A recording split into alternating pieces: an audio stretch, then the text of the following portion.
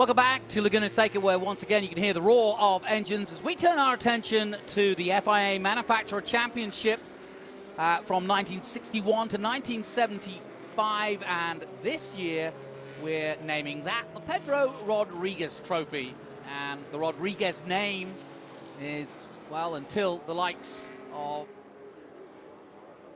Perez came along, the Rodriguez brothers were well known as the top motorsport stars. They started off in bikes, in fact. Pedro was a bit more successful than Ricardo, but he had a storied career in Formula One between 1963 and 71, winning the South African Grand Prix in 1967 and the Belgian Grand Prix in 1970.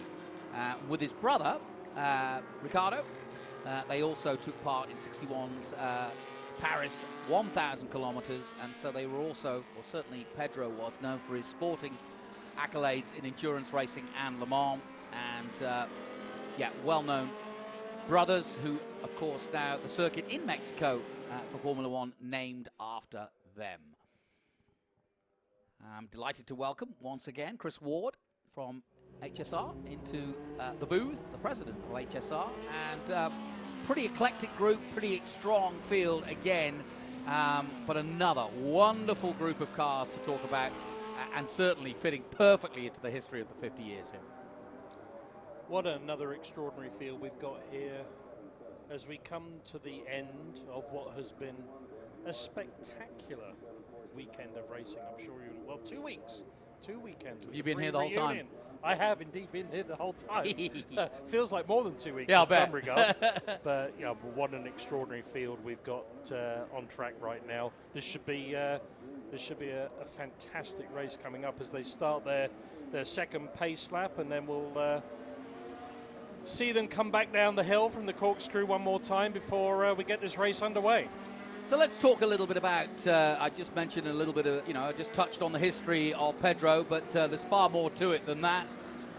But there was something special about Pedro Rodriguez, his aggression, his ability, perhaps underrated against some of the men of his time. I agree, but what a name from the past. Yeah. What a name from the past. And, I've had a huge privilege this past week of meeting many drivers of the period, and actually HSR's own Dorsey Schrader, who's here this week, and we were out at dinner just the other evening, and I challenged Dorsey and I said, what was the point when he was racing, when a driver came along that he thought, I'm now being challenged, because Dorsey was indomitable. Oh yeah. Almost won everything he ever put his hand to, and it was just, I'd like to ask Pedro Rodriguez the same question. What was the driver? Who was the driver that during his career a new driver came along and challenged him in the same way? Yeah, and in that period, I mean, in the early 70s, late 60s, there were so many great drivers, and just hitting their stride. Chris Amon, Bruce McLaren, Sifford. So many of these great drivers, and then, like you say, you must wonder when you're part of that group, like, where do I fit in? And so many of them have become household names even today. Yeah. We're just looking at Gerard Lopez in the 69 Lola T70 in the number 27. We'll try to take you through as many as we can, but it's a good, strong group of cars of over 30. Whether everybody will be out here for the second running, you never know. Sometimes at the second running of the weekend, gremlins can't start to come into play, and also there's a lot going on, and so people have been here, like yourself, for the last couple of weeks. There's 27. But it's a long old haul, so some people start to pack up fairly early and start to get out of here. Did I see a Cortina? But, as I was coming through the paddock to the booth, I was amazed at how many of the awnings are still here. up. Right. The grandstands are still full of fans, paddock still full of race fans, and I think we're going to witness something really special. Well, I'll tell you what, that just caught my eye. A Ford Escort twin cam, Todd Willing in the number 63. So keep an eye out for that one. Yeah, I wish him luck. No, good luck, mate. Against the Lolas and the Ferraris. Yeah, no kidding. All right, here we go then. This is the Pedro Rodriguez Trophy, 61 to 1975 FIA Manufacturer Championship race. The green flag waves, and away we go. Down to Andretti. What a beautiful roar.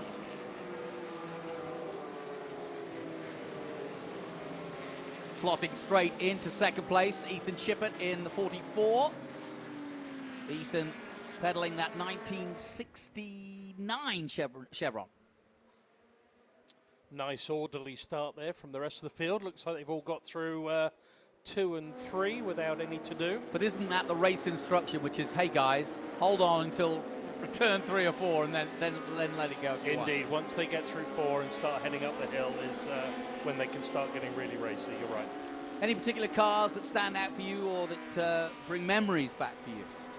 Well, I mean, the Lola T70. Yeah. And, you know, just thrilled that not so long ago, the Lola name was purchased.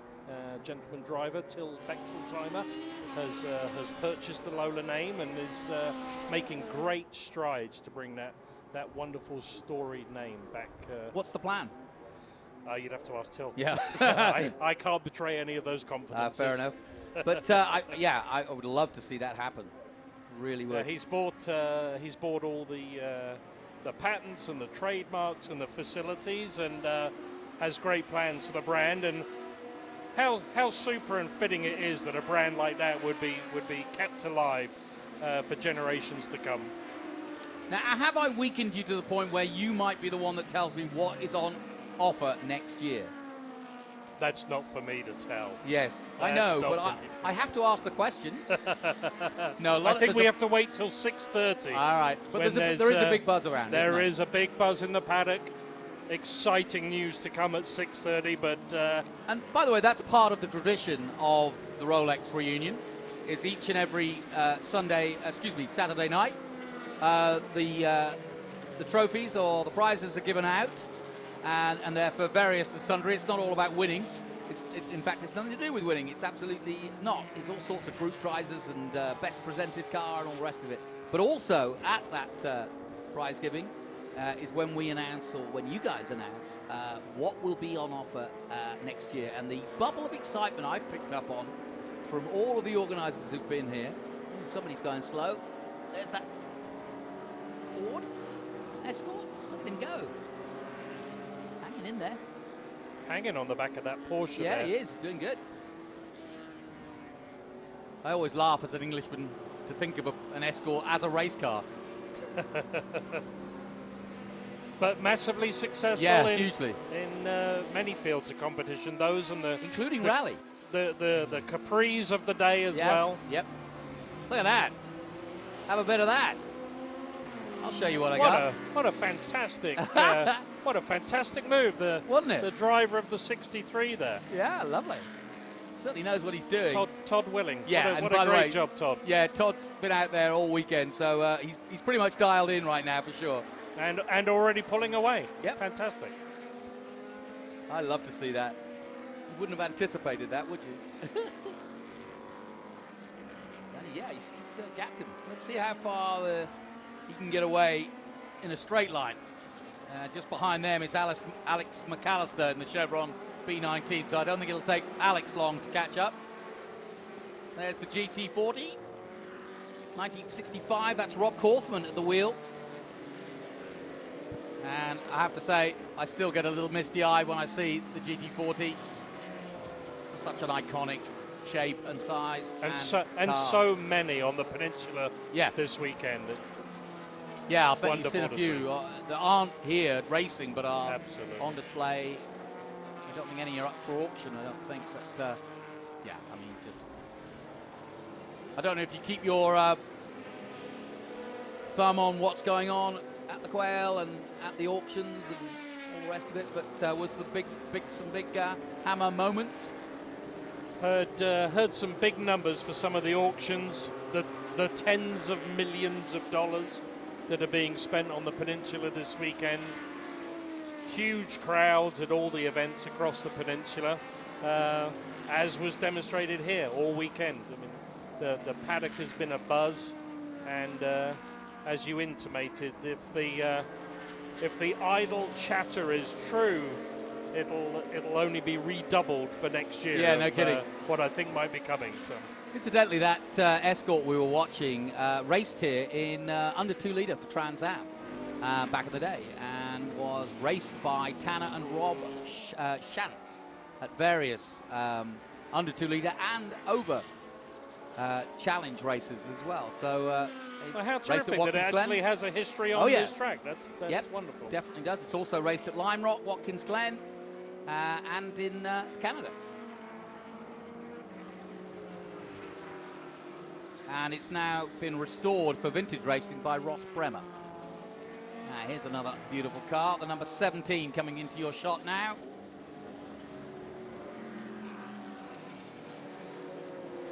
A little further down the field. That's Connor Jeanette at the wheel of that one, and we know how well he can pedal away. He's had a really strong week this week. Yeah.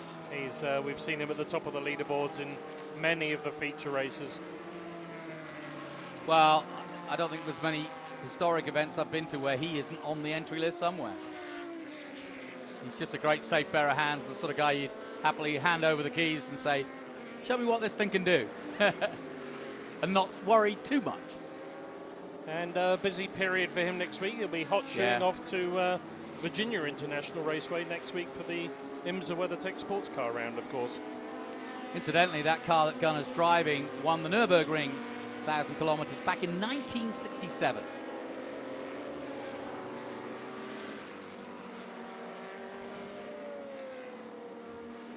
We often talk about the cars on track being the stars. Yes. And of course, that's what the fans come here to see. And that's what Steve Earle wanted. Absolutely, absolutely.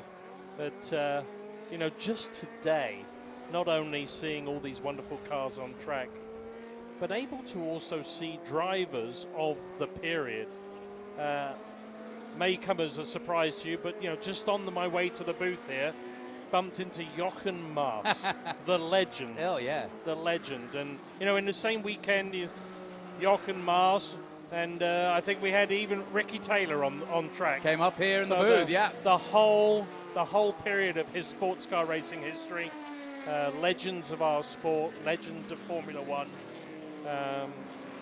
You know, if people are tuning into this, which of course they are, from overseas, be sure to mark your calendars for I agree. The Rolex Monterey reunion. Well, you won't be just coming for a race. You're going to be coming to one of the most beautiful coasts in the world, one of the most popular destinations, obviously Pebble Beach Golf Course, well known around the world as well. But you know, it'll be a trip that you'll remember forever, especially if you're coming from overseas. I was stunned when I first came here. Through goes the 68. That's Alan Benjamin, currently in 14th position. And just behind him, the 771 of Cameron Healy. Alan Benjamin in that 911 TR from 68. Yeah, I mean, you know, if you said, oh yeah, I went to a soccer match and I bumped into Messi and Pele was out on the field and, you know, it was real fun. And then I bumped into Harry Kane and, you know, I mean, because really you're talking at that caliber. Absolutely. Of, in soccer terms, what you're seeing here, whether it be past or present, that's the heroes of this current sport. And like you say, having Jenson Button, Ricky Taylor, I mean, who else? I mean, oh, the list is almost as long as the entry list. Well, you know, it's been bizarre, people walking in. I mean, Scott Pruitt just plonked himself in the seat for the commentary just as his race started, the race in his honor. And he smiled and went, oh, this is my round. You know, I was like, yeah, come and talk about it. And the irony was he was looking at the field saying, I haven't raced many of these cars. In fact, the cars I've raced are in many of the other groups, but I'm absolutely delighted to have a group. There's the number 14. That's the Lola T70 Mark III. Nick Colonna at the wheel from 1968. And Nick, another long-time member of the historic community. And another Lola, currently our leader, the 115. With yeah, Mount Mika's made it to the front, right? Yeah. No surprise, I suppose. Yeah, and pulled out quite a healthy gap right now. We've got a nice little battle here. Bill Cord now all over the back of Shippard. Even Shippard in second place.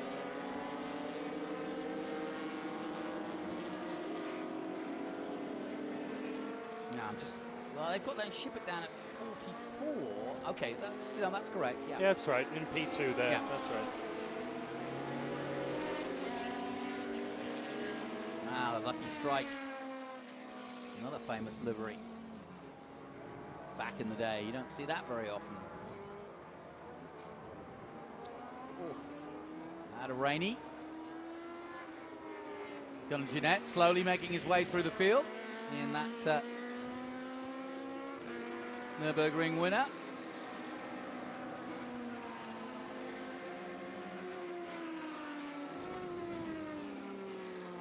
The impossible question: have you been able to identify a favourite car for you of the week? I know it's an impossible ask. No, it's funny. I just had a wonderful moment when I saw that Bentley, the 1924 Bentley in the exhibition class, because I was telling, it's a silly story, but I grew up as a 4-year-old, 5-year-old, and we had these placemats, and they were all racing cars of the past, but classic kind of pre-World War II cars. And the one that took my eye was that 1924 Bentley, and I had it. That was my. If I didn't have that plate, you got a tantrum on your hand if somebody else stole it. I didn't want a Mini. I didn't want a Ferrari. I wanted the Bentley with the British flag on. It just looked so British and so right. And so yeah, to see it in its all glory here, and to see it just going on the track. I mean, a lot of the cars are here to be exhibited. That is out there, turning the wheels. I love it. And I thought so fitting, Ellen, that did such a wonderful job of curating the heritage display here this year, having it placed opposite the Garage 56 Camaro. Yeah, I know. Le Mans car from last year that's become an instant fan favorite. Oh, yeah. And driven by Jensen Button, of course. Of course, absolutely.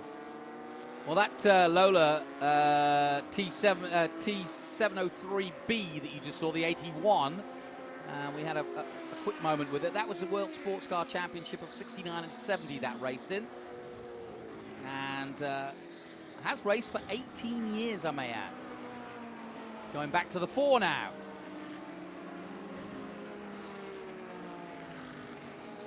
That's Joey Bachelet in the Lola.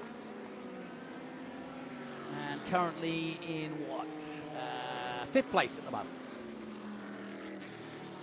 Pretty car. Again, another instantly recognizable livery. Yeah. Beautiful.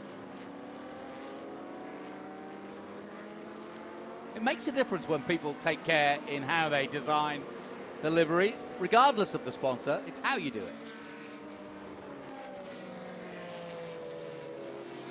It looks like we're pushing 2 to go here. Yep. And he just passes the factory Porsche race car. In fact, the leader just being offered up the white flag there. There you go. So Cal Mika taking the white flag ahead of Shippert and Cord. And as you can see, everybody jostling pole position in the closing stages. As we take a look one more time at the 33 of Ross Merrill.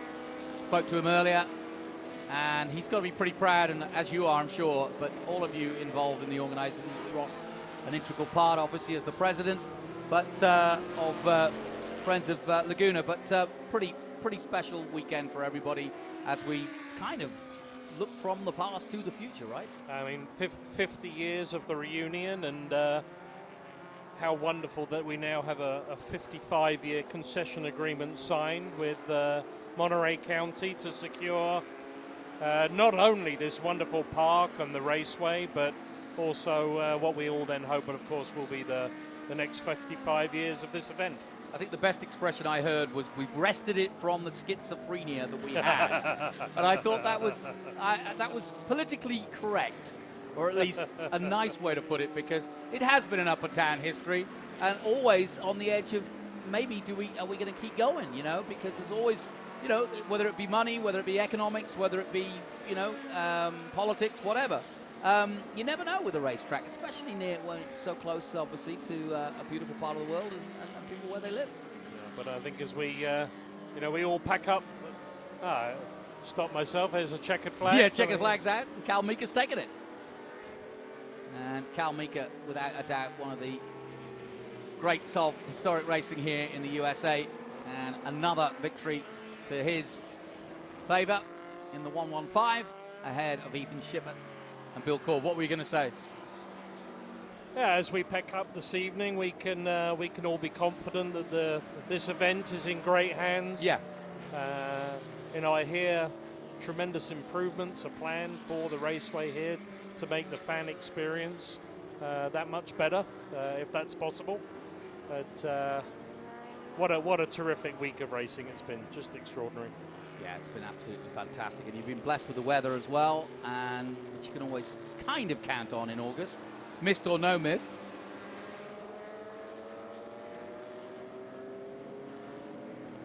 But just to repeat, Cal Mika with the win in the Lola, and Ethan Shippett in second place in the Chevron, and third goes to Bill Cord, in the Chevron B19 as well.